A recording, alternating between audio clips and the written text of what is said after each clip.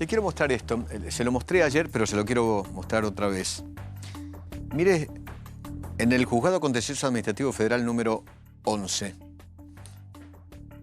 Buenos Aires, 24 de mayo del 2018. No estoy hablando de hace un siglo, sino de ahora, de los últimos días. Inician formal demanda por la suma de pesos 10 millones contra el Estado Nacional a fin de lograr un resarcimiento por los daños materiales, psicológicos y morales que le produjeran a las accionantes el secuestro, la práctica de torturas, tratos crueles y aberrantes y el posterior homicidio y falta de entrega del cadáver de su padre, Mario Roberto Santucho. Las hijas de Santucho, que era un terrible guerrillero asesino, le pide a usted, a mí, a todos, porque somos el Estado Nacional, 10 millones de pesos de compensación por su muerte. Hay muchos jóvenes que no saben quién es Santucho y por eso traje para que le explique, para que les dé una clase, como si estuvieran en cuarto grado del colegio, quién era Santucho. Tata, ¿qué tal? ¿Cómo va? ¿Qué tal, Eduardo? Gracias por venir, Tata. Te quedaste corto, Eduardo. Porque ahí están reclamando 10 millones. Sí. La jueza dice que no. Le va a dar 250.000 a cada una. Son 750. Esto es por la muerte de Santucho y la no entrega del cadáver. Grave error del gobierno militar. Pero acá reclamaban por otras cosas, por unas mentiras grandes como una casa. Todo este documento está plagado de mentiras. Ok. Primero ponen la muerte de Santucho el 19 de junio y fue el 19 de julio. Después se basan en un libro mío, que es Volver a Matar, página 438, y el libro no tiene más de 320 páginas. De todas maneras hay una gran mentira. La gran mentira es que ellas ya cobraron. ¿Querés saber cuánto cobraron? Sí, claro, obvio. Cobraron en total 32.767 pesos con 878. ¿Cuándo lo cobraron? Bueno, porque hay dos leyes. Una ley es la 20043, que corresponde a todos aquellos que sufrieron detenciones o exilio. Cada día de exilio es un día igual en el pago al día de detención. Y después hay otra ley que es la 24411, que es la muerte. Ellas dicen en un momento que ellas no se presentaron a reclamar por la muerte de sus padres. No es cierto. Ellos se presentaron, pero después dejaron de lado la cuestión. Pero lo cierto es que el juicio, que está encabezado por, lleva como carátula Santucho Ana Cristina, Santucho Ana Cristina se llevó hasta ahora, a mayo del 2018, 8.814.928, equivalente a 352.597. Esta es la Excel del Ministerio de Economía, te la voy a regalar, te la dejo. No, la quiero Hiciste mostrar. trabajar. No, sí. No, la quiero mostrar. Acá está, claro. Pero son tres hermanas. Son tres hermanas, Santucho, claro. Ana Cristina, Santucho, Gabriela por eso Inés, la suma enorme que Marcela hay ahí. Eva. Claro, por eso la suma enorme. Y se llevaron todo esto. Se llevaron toda esa torta. Y al margen de eso, falta el clan. Es decir, todos los parientes de Santucho. Sus hermanos, o vos que Adrúbal Santucho no cobró, los parientes de Adrúbal Santucho. Cobraron 32 millones de pesos ahora, hasta ahora. Sí, mayo 2018 el equivalente. Y en dólares 300 y pico de mil dólares. Una, la otra 500. Está, mirá. Ah, dólares a 25, así que Claro, lo hiciste a ahora. 25, sí. Esto es lo que se llevaron. Y ahora pretendían 10 palos Ahora más. pretendían 10 palos más por el cadáver. Pero perdón, pero acá dicen que los daños materiales, psicológicos, morales que le produjeron las acciones de secuestro, práctica de tortura. ¿Eso ocurrió? No, mienten, porque el 19 de julio del 76, prácticamente cerca de las 15 horas, cuando Leonetti entra... un hombre de un grupo de tareas. El grupo de tareas, el grupo, lo que se llamaba el destacamento Chacabuco de Campo de Mayo. Cuando él entra ahí y se encuentra con ese espectáculo, después está la reacción de Urteaga y de Santucho, los dos mueren casi al mismo tiempo. ¿Leonetti y Santucho? Santucho le manotea una pistola, el otro tira con una ráfaga, todo Hay distintas versiones, pero la muerte de Santucho es ahí y la de Leonetti también. O sea, no lo secuestraron, Es más, te no voy a lo decir, torturaron, no... No, te voy a decir más. Murieron en un enfrentamiento. Leonetti no sabía quién estaba matando, porque Santucho estaba muy cambiado. Tenía 15 kilos de más, lo habían preparado para poder pasar sin inconvenientes por Ezeiza, el pelo lo tenía de una manera distinta y esa noche se iba a Cuba. Ah, esa noche. Claro, por eso encontraron los pasajes.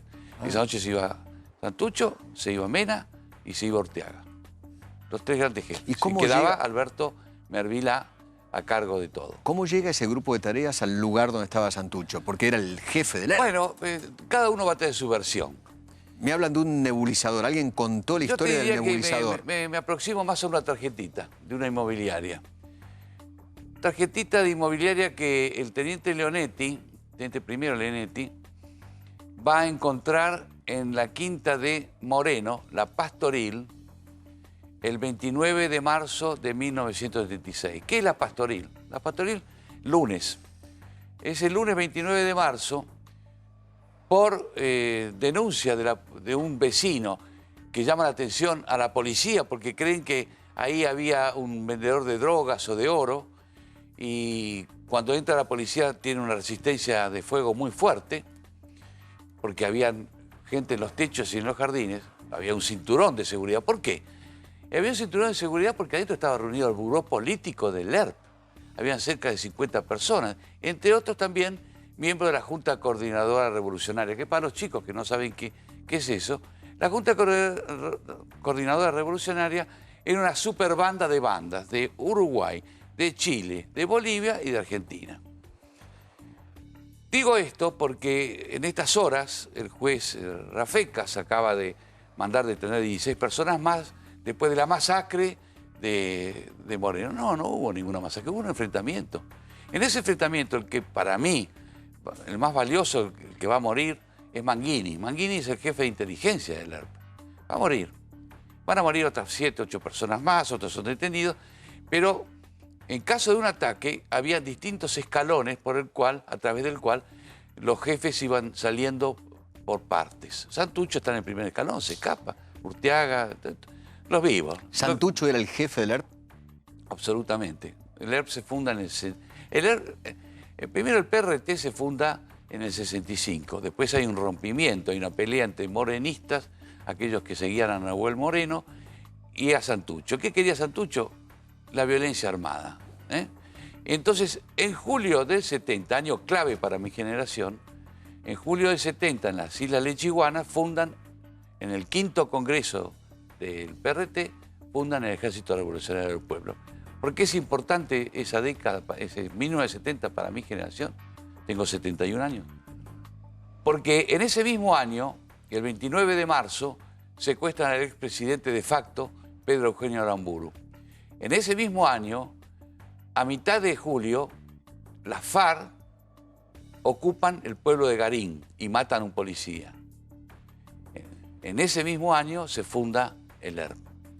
Es decir, a partir de ahí, lo que yo llamo como observación, las diferencias que van a tener, que son de tipo ideológica, de dónde proviene cada uno, pero una vez caminando por un campito cerca de Macachín, La Pampa, me di cuenta que en un bosque de eucaliptus habían cientos de cotorras.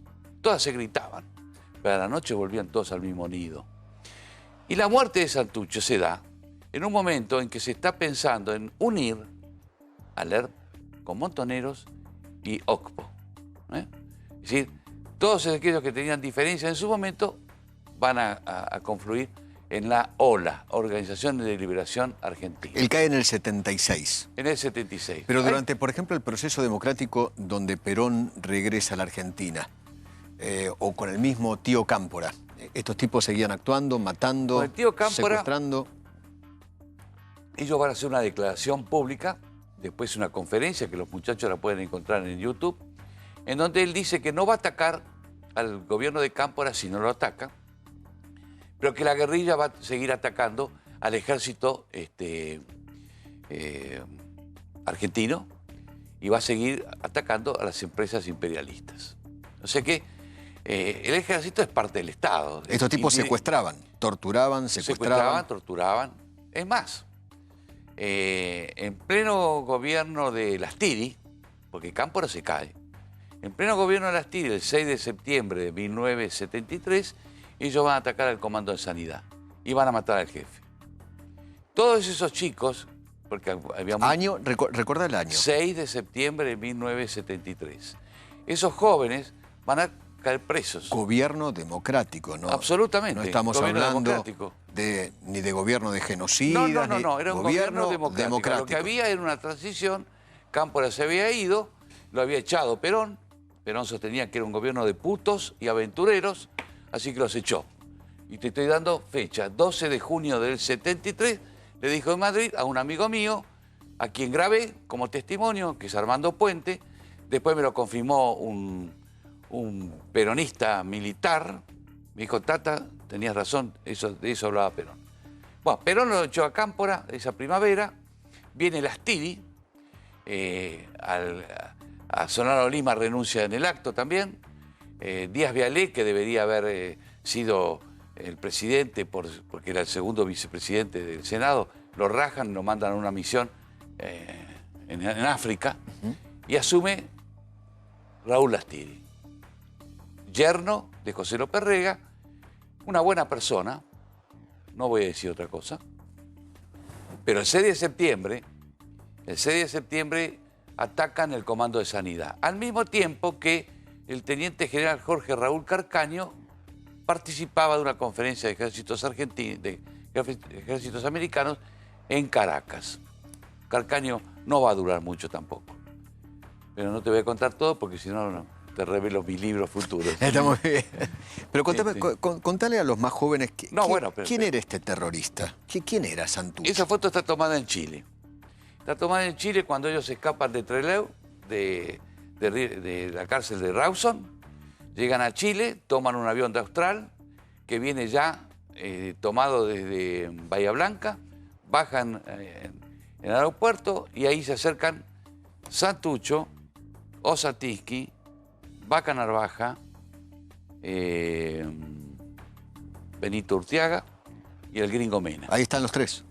Ahí está Esa Firmenich. foto es mi primo, Fernando Vaca Narvaja Joffre, Roberto Santucho y Osatinsky. Este Vaca Narvaja Joffre.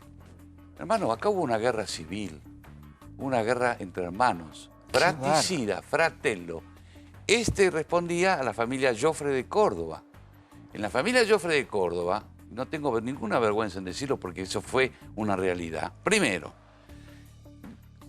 la ratita, Gabriela Joffre, casada con Julio Roqué, el que mata al teniente general Juan Carlos Sánchez. Alejandro Joffre interviene en el acoplamiento de La Calera, fundador de Montoneros Fernando Vaca Narvaja, hijo de Vaca Narvaja, que fue ministro de Interior de Frondizi, y de Susana Joffre. A este lo meten en la izquierda en el Liceo Militar General San Martín. El hijo de él es el que... Beto Rojas, que era el cura del Liceo Militar General Paz. Muy bien, gracias, viejo.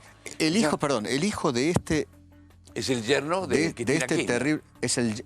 el hijo de este es el yerno de Cristina. Exacto. El que tiene la madre es una Fleming que también peleó en Nicaragua. Ah, mirá vos. Linda gente, ¿no? Bueno, linda cría. Pero para que vean cómo era la cuestión. Y acá estamos los porteños, los Joffre porteños, estamos en otra situación. Sí.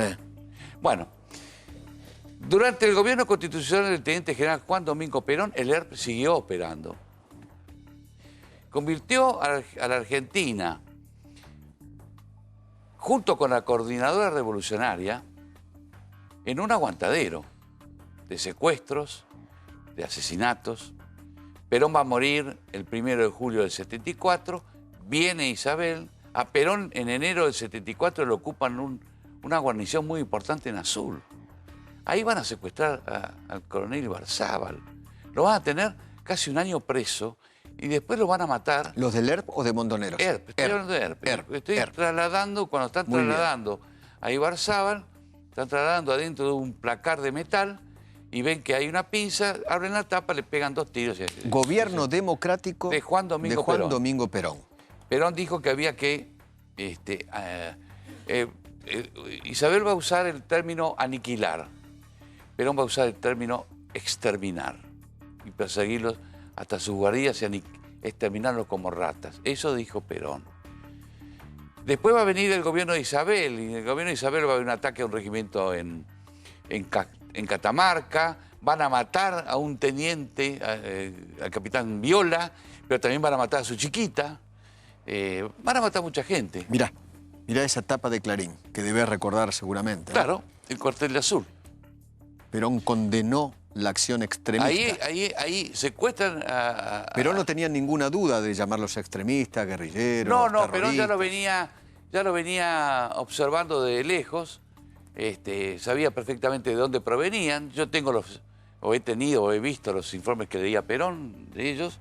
Eran en esa época de la Cuarta Internacional, después se van a hacer guevaristas, se van a acercar a Fidel Castro alrededor del 72, cuando después de Trelew van a Chile y de Chile a La Habana. Ellos rompen una buena relación que había entre Salvador Allende y el teniente general Alejandro Agustín Lanusse. No me lo contaron, lo vi. Claro, lo vi. Claro. Estaba ahí.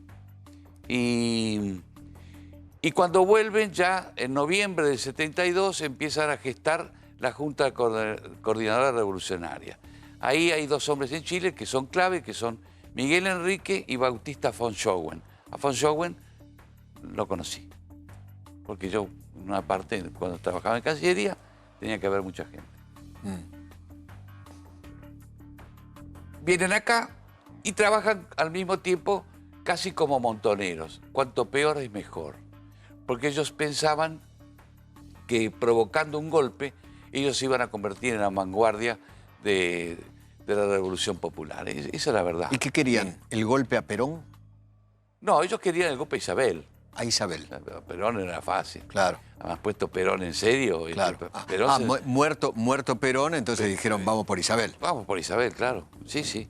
Había una suerte de debilidad, había un oficialismo bastante dividido. No sé si recordarás, pero había un ministro que era José López Rega, que fue un hombre importante. El brujo, un ser nefasto, había muchas divisiones dentro del peronismo y con estos muchachos que le echaban nafta al fuego. Ojo, no es solamente el ERP. El 6 de septiembre de 1974, Montoneros pasa a la clandestinidad en un gobierno democrático. ¿Entendés? Por eso estoy contando situaciones que esta generación nueva de chicos que vienen ahora no han vivido. Claro. No han vivido. ¿Creen que estos jóvenes idealistas combatieron contra los militares? No. No. Contra gobiernos democráticos. Contra gobiernos democráticos y combatieron contra el pueblo argentino. Porque mataron a Rucci. Claro. ¿Quién lo mató? Que era el hijo directo de Perón, ¿no? Julio Roqué, casado con Gabriela Joffre. Roqué era ERP. Roqué era Montonero. Venía de FARC. Porque algunos dijeron que era la AAA quien había matado. ¿A quién? A Rucci. No. Montoneros, eso queda claro que es Montoneros. Está claro eso. Es más, te diría que es hasta una columna que provenía de FARC.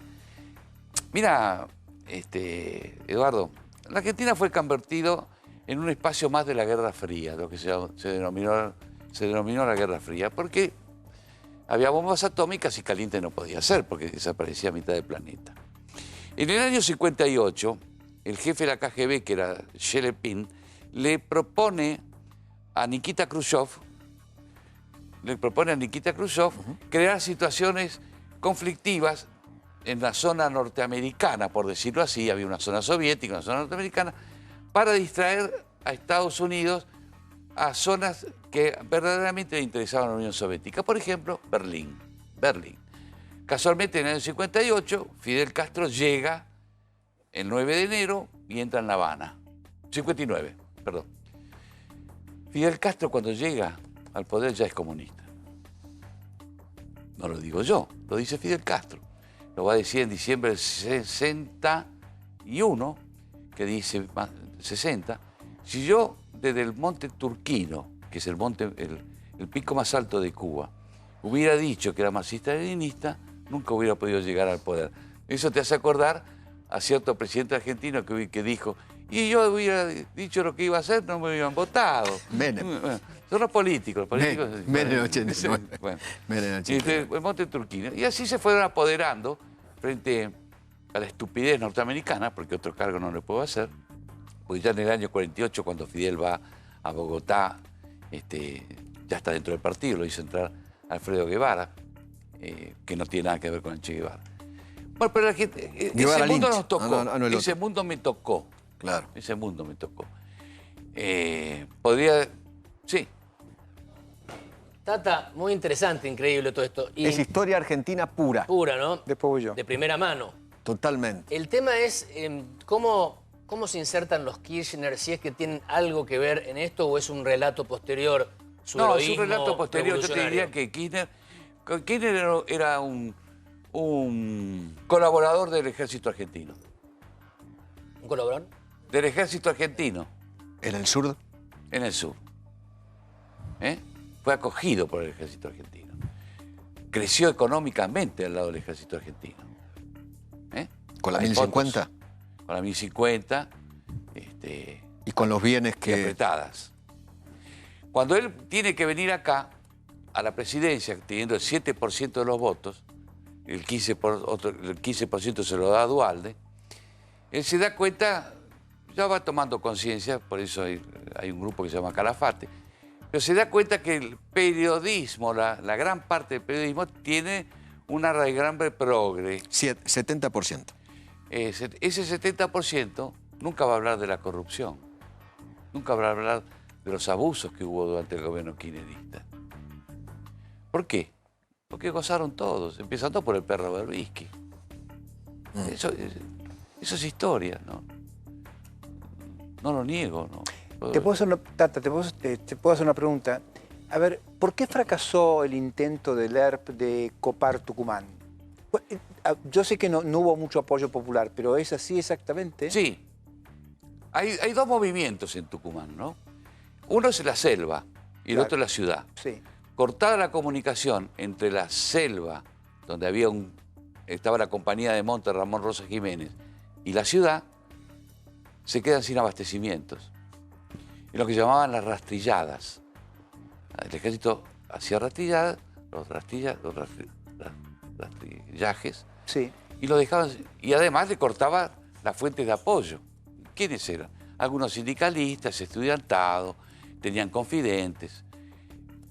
Y además, mi querido doctor, porque el proyecto de la Ramón Rosa Jiménez era un proyecto que terminaba a corto plazo, había muy poca gente, fueron a entrenarse en la selva tucumana, había Ahí está, chilenos, un sueco, Mirá. un boliviano. Mira esa foto. Sí, eso es ahí también. Eso es Tucumán. ¿Eso es Tucumán? Esto es Tucumán, ¿Y absolutamente. Esa Pero es Nilda Garré. Muchas veces No, se dijo no, que era Nilda Garré. La derecha tiene que tener mucho cuidado con eso. No es Nilda Garré, no es la comandante Teresa. Esa de ahí... La comandante Teresa nunca peleó. No, esta...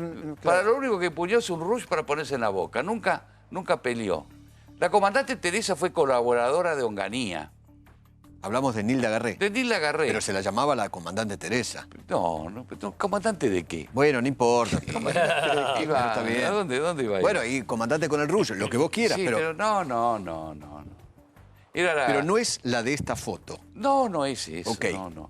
En ese tiempo tenía una relación íntima con Juan Manuel Abal Medina. No era del ERP.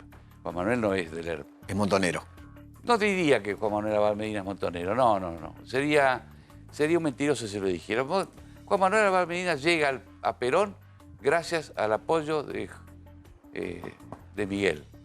Lorenzo Miguel. De Lorenzo del Loro. Lorenzo Miguel y sectores conservadores. Por eso, hablando de sectores conservadores, él va a jugar su influencia para que Marcelo Sánchez Orlando sea senador por la capital federal. No, yo no diría eso. Ok. Sería un canalla. Sí, Fernando, que va a pasar, se va a entrenar en Cuba. Fernando se va a entrenar en Cuba. Él llega solito. Fernando Abal Medina. Exacto. Ok. Él llega solito a Cuba. ¿Qué tiene que ver con el actual senador? ¿Cuál es? Es tío. El tío. Muy bien. Hermano de Juan Manuel. Exactamente. Fernando llega y va a pasar por Praga en mayo del 68 con su novia, a quien había conquistado en un campo de entrenamiento. ¿Quién era? Norma Rotito. Norma Rotito llega con un marido a Cuba.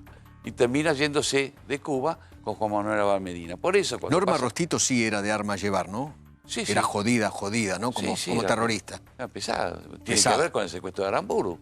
Ella Claro, participa claro. ahí en la calle de Montevideo y Santa Fe. ¿Y por qué conozco esto? Porque por ahí hay un detalle. Pues la vida está plagada de detalles. Estaban recién casados, tenían una luna de miel. Ellos no vuelven en avión, vuelven en barco. 15 días de barco para descansar un poco. Estos son los secuestradores Es- de Pedro Eugenio de Aramburu. Sí, sí. Esther Norma Rostito, Mario Eduardo Firmenich y Fernando Luis Abal Medina. Otro que va a pasar por ahí, por Praga, es Marco Satinsky, que se escapa de Rawson y se va con Santucho a Chile. Es el que dice a la gente de Checoslovaquia que la va a recibir al aeropuerto que ellos iban a convertir a Argentina en una nueva Cuba. Esa es la pelea, de fondo. Esa es la Ellos pelea. querían- ¿Quién y el quería ca- una nueva Cuba en la Argentina? Marco Satinsky, que va a ser primero un gran dirigente de la FARC y después va a ser dirigente montonero. Ahí está Osatinsky con Gorrerán Merlo, No, el este es pelado. Gorriarán Merlo, este es Urteaga, y, Urteaga. y Benito Urteaga, alias Mariano, este es el Ungo y este es Carlos Orrobi Santucho. Ah, este es Santucho, el de la punta. Claro, esa es la conferencia Y de Gorriarán prensa. Merlo. Esa es una conferencia de prensa, pero no es la de junio, es una anterior, me parece. Sí, el de la tablada, claro. Gorriarán Merlo, el pelado de la El tablada. pelado Otro va a tener que ver terrorista. con muchas cosas. Otro terrorista terrible, ¿no? Él va a tener que ver, por ejemplo, hablando de democracia, él forma un ejército con el apoyo del sandinismo nicaragüense que va a ayudar a entrenar a un grupo de muchachos que van a atacar en la tablada. Gobierno de Alfonsín, democrático. El gobierno de Alfonsín, pero ya con Menem ahí. Sí, claro. Yo en ese momento era vocero de la campaña de Menem, me llaman a las 7:30, un alto dirigente, un alto funcionario de Diario Crónica, me dice, Tata, ¿qué sabes de lo que está pasando en la tabla? No sé nada, ¿qué está pasando? Tenemos esta información, ¿tenés móviles ahí? Sí. Ah, bueno, me dice Tata, porque el ejército, el gobierno está diciendo que es en el DIN. Ah, no me diga. ¿Qué estás viendo? ¿Qué están viendo tus adelantados ahí, tus móviles en la tablada? Bueno, que son muchachos y chicas con pelos largos. Dice, no, eso no es San Eldín. Le dije. Claro. ¿Sabes claro. por qué le dije? Pues yo fui cadete de San Eldín. San Eldín no ataca con mujeres ni chicos de pelo largo. Entonces bajé rapidito y hablé con Menem. Pero volvamos al ERP. El ERP va a tener un golpe terrible el 19 de julio. Ese día no solamente se va Urteaga, Mariano, el gringo Mena, que va a morir afuera del departamento. Primero es secuestrado. Es tenido vivo en Campo de Mayo bastante tiempo. Incluso lo sentaban en una mesa frente a un grupo de jóvenes oficiales y discutían con ellos porque el oficial a cargo decía, hablen con él para que ustedes sepan qué es lo que están combatiendo. Y ahí estaba el gringo Mena. Va a morir Carrizo en mayo del 76. Carrizo era un tipo muy importante, también fundador del ERP y compañero de estudios de Santucho. En fin, fue una época terrible. Una época terrible, después vino el golpe. Regada de sangre, ¿no? La Argentina. Absolutamente, Porque había esto hay que tres bombas contárselo por a los día, jóvenes. tres atentados por día. Eso es lo que tenemos que contar, Tata, porque los jóvenes creen otra historia, le han contado otra historia. Viste que la historia se ha contado con el ojo izquierdo durante años de años. No se contó con los dos ojos. Bueno, por eso yo trabajo como trabajo. Había un francés que decía que escribir la historia es como entrar en una galería de arte donde hay cuadros falsos y cuadros auténticos. Claro. Y pocos auténticos. Claro. Yo trabajo con documentos. Hago lo imposible por encontrar los documentos que le pueda relatar al lector lo que ha sucedido en Argentina. Prácticamente como trabajó en su momento Robert Potage. Este es un documento. Lo que me trajiste aquí, $352.000 es lo que ha cobrado hasta ahora la señora Ana Cristina Santucho. De sus impuestos, señora, señor, familiares de tipos que sembraron el caos y sembraron de sangre la República Argentina. Eduardo, mi último segundo. Sí, claro, lo que quiere. No, Porque tenemos yo tiempo. te he observado que has tratado lo que va a ser el Congreso de mañana por impuestos, por plata, porque Por tarifas. El Estado está hambriento. Por tarifas. Necesita. Bueno, yo te voy a decir lo siguiente, hermano. La directora del FMI no está para poner más plata en esto.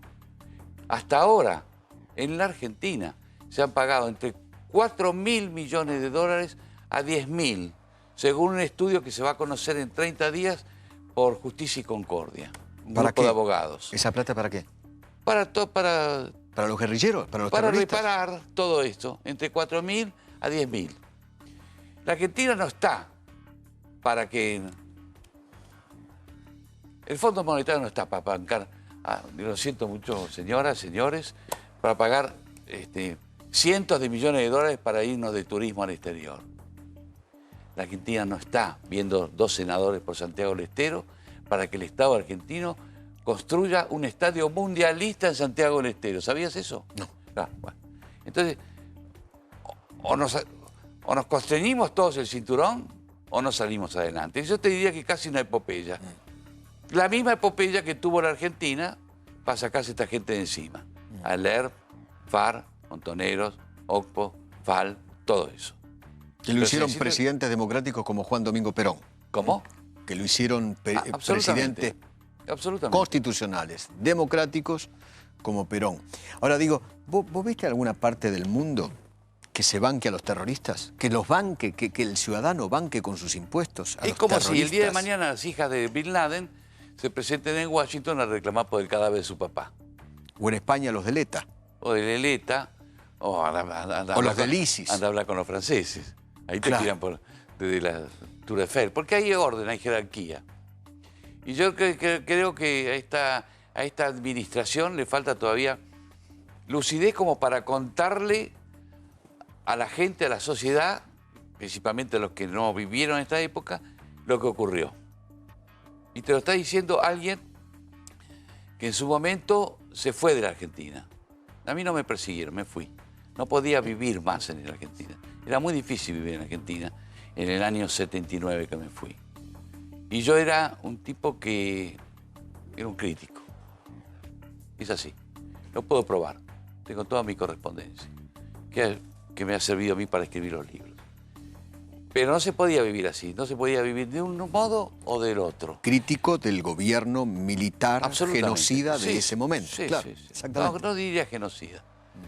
No, genocida. Bueno, hubo desapariciones, sí, pero eso no es genocidio. gente que tiraron de los aviones, Ninguna duda, ninguna duda. robos de Ni hablemos de bebés. eso. ¿Sabes lo que era, por ejemplo, sacar a torturas. mis chicos en el año 78 y pasar frente a la EMA? Yo sabía lo que estaba pasando frente a la EMA. Cualquier periodista que caminaba a la calle se lo tenía que saber. Tenía la obligación de saberlo. Si no, vivían en un limbo. Ocurrieron cosas muy fuertes acá. Pero también es cierto que no se salía adelante si no había un proceso de reconciliación. Y en eso vino Menem, que tuvo 5 años preso. O restringido sus movimientos. No pudo ni ir a enterrar a su madre, porque a Guindegui le prohibió la salida. Estaba preso Y en las sin Lomitas. embargo, él lo indultó a Guindegui. Hay una carta a Guindegui de agradecimiento por el gesto que él tuvo. Lo mismo con Videla, todo esto. Y se besó con Rojas. Y la Almirante Rojas, que era... La peste. Digamos, un tipo La peste. muy rechazado por el peronismo. La peste. Hubiera sido, qué sé yo, si hubiera querido un proceso de paz. Pero él eligió lo peor para el peronismo, que era Rojas. No era la Y cuando indultó, en el 90, indultó a ambos. Indultó en el 89, Indultó en el 90. Indultó a los militares y a los montoneros. Absolutamente. También. Y entre los montoneros indultó a quién. ¿A Bueno, Bonazo uno? Bonazo estaba Firmenich, Bacanal Baja, Pernía. el pelado Perdía. Perdía. Sí. Estaba el que era gobernador de la provincia de Buenos Aires. Porque esa parte no se cuenta tampoco en la historia. Se cree que Menem solamente indultó a los militares. No. Indultó también a los terroristas. No. Si yo como jefe de la CIDE recibí a Firmenich, a Bacanal Baja y a Perdía. ¿Y por qué los recibiste? Pues quería hablar conmigo. ¿De qué? ¿Qué quería? Bueno, yo había sido bastante duro con ellos, porque ellos hicieron una llegada a Buenos Aires como si bajara MacArthur. Hicieron ir 300 chicos al puerto, a aplaudir, y ellos levantando los brazos, como Perón, haciendo declaraciones. Muchachos, dije, pero ¿quién es este tipo? MacArthur. No pueden volver de una manera más silenciosa, incorporarse de a poco. Entonces me pidieron encontrarse conmigo, yo no tenía ningún problema. ¿Te puedo mostrar una foto? Mirá. Esto es 25 de mayo, ahora, Sí. el viernes. Sí. Berbisky, Ah, Horacio, sí. en Bueno, Andas, ¿eh? en Andas. En Andas, bueno. Este Berbisky, un tipo que tiene el cerebro manchado de sangre, ¿no? Claro, si fue miembro del Servicio de Inteligencia de Montoneros y además es responsable, entre otros. ¿Mandó matar gente? Che, pusieron un caño en el departamento de policía. No, murió quiero que lo mucha cuentes. gente. No, Murió porque mucha gente. hay muchos jóvenes que dicen que Murió este mucha tipo gente. No, es un ídolo. No, pero además ¿entendés? te debo decir. Berbisky dicen que es un ídolo. Vos que solés, Y es un de vez en asesino. cuando recorrer mis libros, que mi libro La Trama de Madrid te demuestro con documentos, que el señor Berbisky cobraba de gastos reservados de la presidencia de Juan Carlos Onganía. Y yo tengo los recibos. Me jodés. Y las listas. Entonces está Horacio Berbisky, está firmado ahí. Es más, él no sabía. ¿Y cobraba a santo de qué? Porque editaba una revista cercana a Onganía, que la bancaba el secretario de Medio de Onganía. ¿Qué tal? Y O sea, son unos hipócritas, unos mentirosos, así es. unos seres nefastos. Bueno, con esa gente hemos vivido. Cuanto peor, mejor, decían. Pero estos tipos como Berbisky tuvieron una preponderancia durante el gobierno de Cristina, con Nilda Garrí y compañía, muy grande. Así es. Berbisky era un tipo de consejo casi cotidiano. Con Kirchner. También con Cristina, pero Con con Cristina. Kirchner mucho. Pero esto tiene que ver con nosotros, con nuestra flojeza. Por ejemplo, en diciembre vos viste a los tirapiedras en la Plaza del señor. Congreso. Sí, señor. Viste que hubo mucha gente. Sabés que esto fue financiado bien, ¿no? ¿Quién financia esto? El narcotráfico. El narcotráfico. Claro, porque el narcotráfico está buscando también voltearlo a Macri. ¿Qué crees que no? Bueno, claro, la lucha contra el narcotráfico es muy grande, claro. Solamente en Quilmes se pagaba 1.000 pesos por subirte al colectivo. Claro. Tata, la verdad siempre me encanta charlar con vos. Son clases de historia. Bueno, Te gracias agradezco Eduardo. mucho. Te mando un gran abrazo a tu amigo Pica. Gracias. Gracias.